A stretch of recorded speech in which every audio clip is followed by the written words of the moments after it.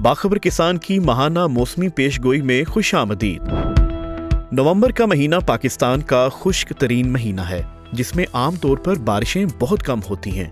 रवा महीने पंजाब, केपी, सिंध और बलोचिस्तान के बारानी और नहरी इलाकों में मामूल से कम बारिशों का इम्कान है। काश्तकार भाई इस महीने जल्द अज जल्द गंदम की काश्त मुकम्मल कर लें। पहले हफ्ते के दौरान खैबर पख्तूनख्वा के पहाड़ी इलाकों और पोठोहार में एक हल्की बारिश का इम्कान है। इस दौरान कश्मीर और गिलगित बल्तिस्तान की वादियों में बारिशें और पहाड़ों पर बर्फबारी का इम्कान है। चावल और कपास वाली जमीनों में पानी देना बंद कर दें ताकि गंदम की काश्त वक्त पर की जा सके। पिछली फसल की बाकियात को जमीन में मिला दें।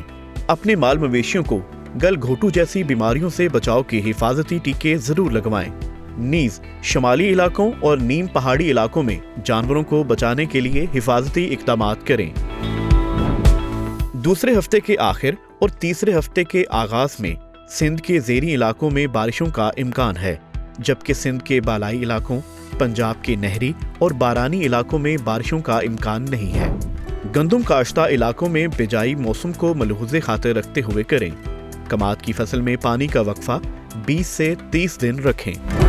तीसरे हफ्ते के दौरान मुल्क के अक्सर बारानी और नहरी इलाकों में मौसम मजीद सर्द होगा।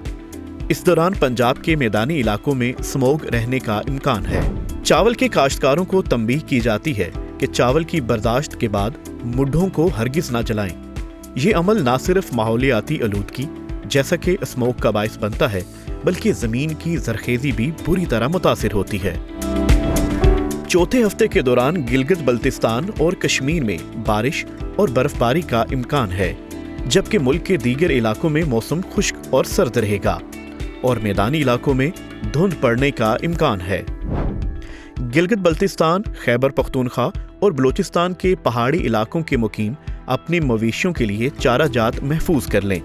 पंजाब और बालाई सिंध के मवेशी पाल हजरात अपने जानवरों को सर्द मौसम से बचाने के लिए जरूरी इक़दामात को यकीनी बनाएं। बागबान हजरात धुंध के मुज़र असरात से पौधों को बचाने के लिए हिफाजती इक़दामात करें। इलाकावार मौसम जानने के लिए बाखबर किसान की हेल्पलाइन पर कॉल करें।